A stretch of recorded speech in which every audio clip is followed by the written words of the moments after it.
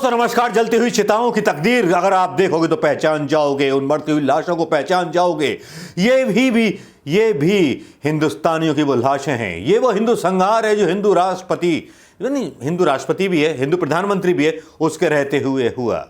जो कभी दम भरता था कि हिंदू राष्ट्र बनाएंगे, इनके भक्त भी भरते हैं दम कि हिंदू राष्ट्र बनाएंगे और ये काम करेंगे वो काम करेंगे। सबसे ज्यादा हिंदू मारे गए कोरोना में और प्रधानमंत्री मोदी जी अपनी सियासत की चौसर पर बंगाल में अपने शब्दों के जुमले फेंक रहे थे और उन शब्दों के जुमलों में हमारा गोदी मीडिया भी फंस करके वही बात कह रहा था जो उसको बोलनी चाहिए थी।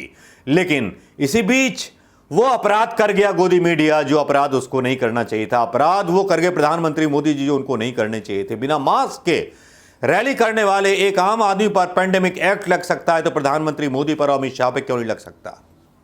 शायद ये हिंदुस्तान है, जिसके हाथ में सत्ता है उसी के हाथ में सत्ता रहती है। लेकिन दोस्तों इस बीच एक खेल शुरू हो चुका है। ऐसा खेल शुरू हो चुका है जो इन मरती हुई मौतों को और शमशान में उड़ते हुए धुओं और चिताओं को लेकर के द्रवित हो चुका है। ऐसे पत्रकार जो संघ से जुड़े हुए थे, कभी जी हां संघ से जुड़े हुए थे, उनकी आत्मा जार जार रो रही है। वो अपना सर ढूंढ रहे हैं कि क्यों ऐसे आदमी को ले आए जो अपनी ऑक्सीजन बाहर भेज देता है और जब देश के लोगों को जरूरत पड़ती है तो ऑक्सीजन विदेश से आयात करता है। चलिए ये तो हुई दूसरी बात। अशोक वानखेड़े एक विख्यात नाम है, आप जानते होंगे इस पत्रकार को, अशोक वानखेड़े। मैं सवाल नहीं उठा रहा, अशोक वानखेड़े एक टीवी प्रोग्राम में सवाल उठाते हैं।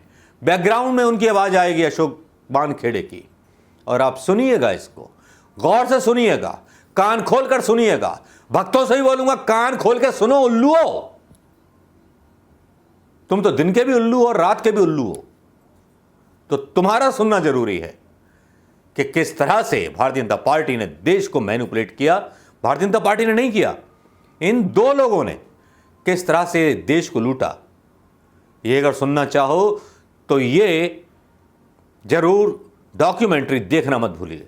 प्रधानमंत्री दिन में रैली संबोधित करते हैं, रात को कोरोना की लड़ाई लड़ते हैं।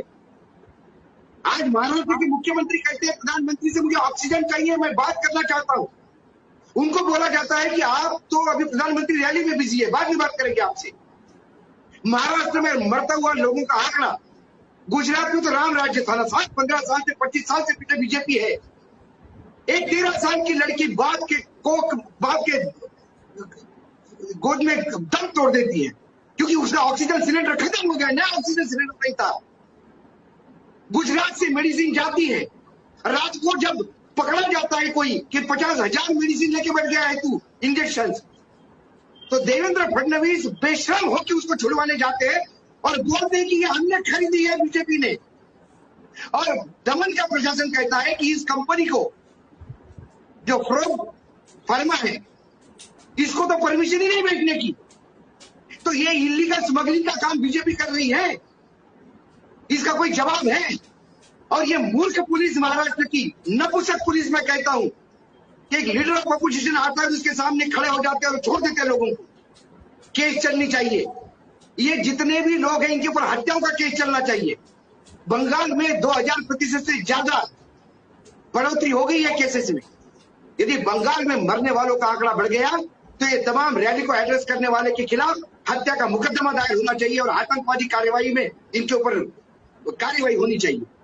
कहां नहीं है। कुशाभाऊ ठाकरे पितृपुरुष थे, संस्थापक थे बीजेपी के, उनके सगे भतीजे, दोनों सगे भतीजे इंदौर के हॉस्पिटल में दम तोड़ते हैं क्योंकि एक को ऑक्सीजन नहीं मिला और एक को इंजेक्शन नहीं मिला। कुशाभाऊ ठाकरे का बैग उठाने वाले कारपोरेटर अब्जोपति हो गए और जिनके सर पे हाथ रखा हुआ आज मुख्यमंत्री है। आज पहली बार आशुतोष, जीवन में पहली बार निराशा ने घेरा है। हम दिल्ली में हैं, इतने सालों से पत्रकारिता करते हैं, लोगों को लगता है इनके संबंध बहुत है।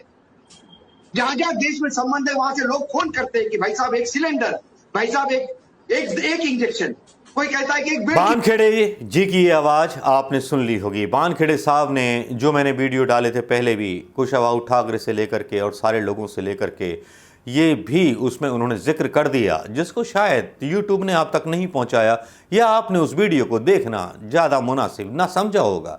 कुछ विपक्षी दलों के या हमारे सब्सक्राइबर तक भी ये वीडियो ना पहुंचा होगा, उन्होंने देखना पसंद ना किया होगा। हमारे सब्सक्राइबर ही बोलते थे कि आपकी भाषा उग्र है, थोड़ा सा संयत कीजिए।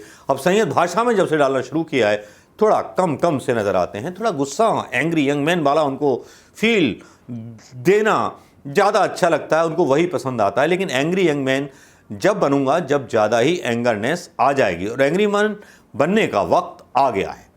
क्योंकि जिस तरह से अशोक वानखेड़े ने पोल खोली भारतीय जनता पार्टी के इन नेताओं की, खासतौर पे प्रधानमंत्री मोदी और अमित शाह के बारे में उनका जिक्र था। एक वीडियो और भी सोशल मीडिया पर वायरल हुआ, जिसमें बताया गया कि बड़े बड़े भारतीय जनता पार्टी के मंत्रियों के बेटे कहाँ पढ़ रहे हैं, किस जगह यूनिवर्सिटी में है, किस किस यूनिवर्सिटी में दाखिला ले रखा है, कहाँ कहाँ पढ़ रहे हैं।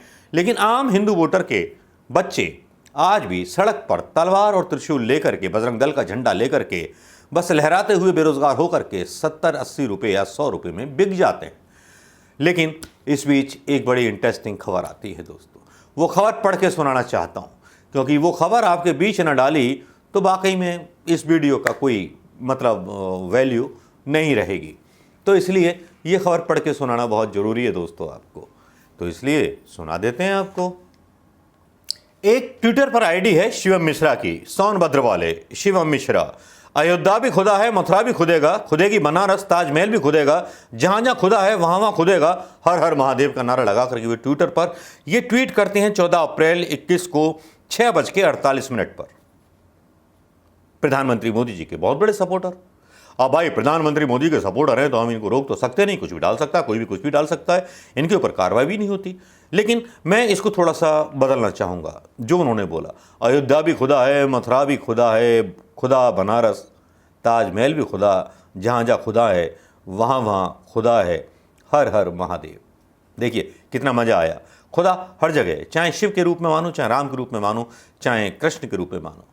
अब ये शिवम साहब 21 अप्रैल को पोस्ट करते हैं, इतनी बुरी हालत हो गई इनकी, और वो करते हैं शलमणि त्रिपाठी, जो योगी जी के सलाहकार हैं, प्रेस सलाहकार। उनको ट्वीट करके बोलते हैं, भैया मेरे रिलेटिव बनारस में एडमिट हैं, वेंटिलेटर की सख्त आवश्यकता है, मदद करें। तो मन की बात नामक की एक ट्विटर आईडी लिख देती है कि वेंटिलेटर खुदाई से नहीं निकलेगा क्या। भाई कमेंट करते हैं उस पर, मतलब मुद्दे चल निकलते हैं। चलिए, लोगों को समझ में नहीं आया कि अस्पताल जरूरी था, कि मंदिर जरूरी था, या कुंभ जरूरी था, या अस्पताल जरूरी थे, या शिक्षालय जरूरी थे। शायद लोगों की समझ में नहीं आया, क्योंकि ऐसे लोगों के भीतर ज्योति धर्म की भांग घोट करके पिला दी गई इस पीढ़ी को, जो पीढ़ी अपने लिए सवाल भी नहीं कर सकती। वो जमाना याद कीजिए जब इंदिरा जी का विरोध करने आम जनता भी सड़क पर उतर आती थी। खैर वो जमाने गए, वो बातें गईं, अब उनकी बातें क्या करना, बातों को क्यों तोलना उन चीज़ों में। लेकिन दोस्तों इस बीच एक और नमूना बीजेपी का आदमी नजर आता है। इस नमूने के बारे में अगली वीडियो में बात करूं तो ज़्यादा अच्छा रहेगा या नहीं रहेगा? अच्छा आप बताइए। नमूना है भारतीय जनता पार्टी का, उपाध्यक्ष है, उस नमूने की बात करूं नहीं करूं, करूं या ना करूं?